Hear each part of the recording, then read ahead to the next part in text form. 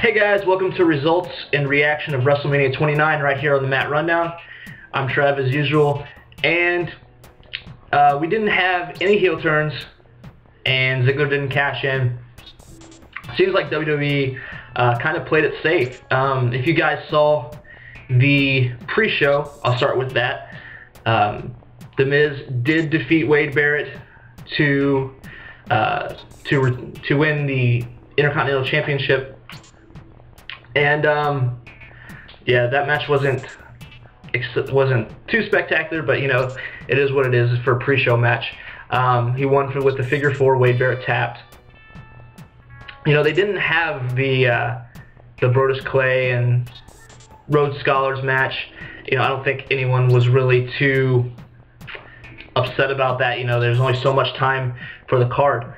So we started out with The Shield versus Randy Orton, Sheamus, and The Big Show.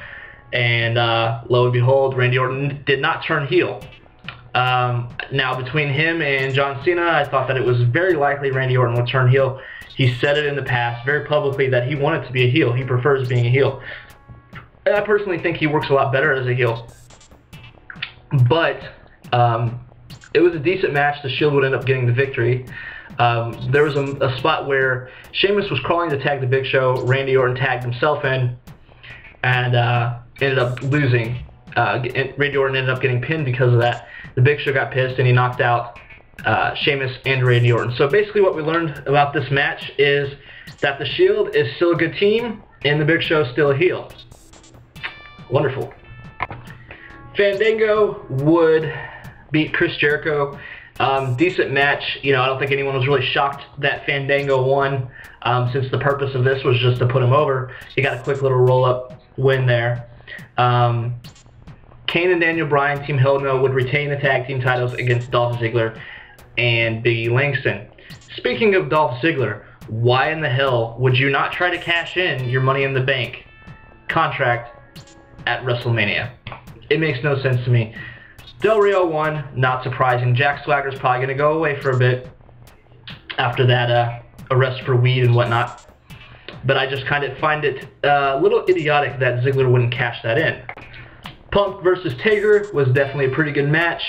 Undertaker would go 21-0. There were some spots that Punk looked very close to winning, as these matches usually go, the streak matches. But I just have to think, other than the ticket sales, what was the benefit of The Undertaker coming back just to go to 21-0 as opposed to 20-0?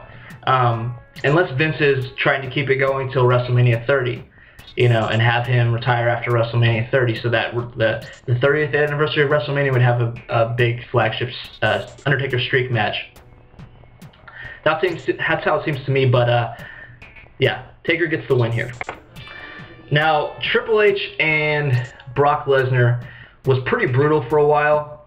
It started out, it was so one-sided for most of the match. Brock Lesnar was just dominating Triple H, and whenever that was happening, I'm starting to think there's no way Triple H is going to lose, because there's no way he's just going to get his ass kicked the entire match for 20-25 minutes and then just lose. So there were some good spots. He actually got the Kimura lock in on Brock Lesnar a few times, but Lesnar wouldn't tap. Eventually he would actually get the pedigree on the steel steps, and that would seal the win. So I'm definitely glad Triple H won, but even though he won this match, I'm not sure that he's going to be around all that much anyway. And then guys, the main event, I was expecting the Brodus Clay and Tensai versus Rhodes Scholars and the Divas as well, but I guess they ran out of time, and I don't think anyone really missed that match too much anyway. So Cena comes out, Rock comes out, and it started out slow, very slow. In fact, the crowd was dead. The crowd was chanting boring, and then it was, you know, Cena hate, as you would expect, back and forth, and I was starting to think Cena might turn heel, because he sat up after he got a 2 count. He looked kind of broken and frustrated, and I was just waiting for him to snap, but it was just a tease, and it didn't happen. Cena ends up getting the win. They shake hands. Yeah, how romantic. Yeah, and fireworks and whatnot. You know, if there's one thing I could say about this WrestleMania, is the WWE played it safe. Like, I don't see really what they have done at WrestleMania as something that's going to stir up interest in the product going forward. I don't see anything that happened at WrestleMania as something that's going to spike their viewership on Raw or SmackDown going forward. Now, tomorrow is Raw. You know, there's going to be new people show up. There's rumors, and keep in mind, these are only rumors, of Batista and RVD possibly showing up tomorrow on Raw. But like I said, they're rumors. And I just, you know, The Rock is booked, or he's advertised, I should say, for Extreme Rules. I just don't see, you know, any good storylines coming out of WrestleMania. You know, WrestleMania is the Super Bowl. It's the finale of the WWE season, the WWE year, and but it also usually builds new storylines, and it gives you new things to spring off of going forward. And I just didn't see that this year. I mean, think about it. The Big Show's still a heel. Okay, we got that. John Cena's still a good guy. Okay.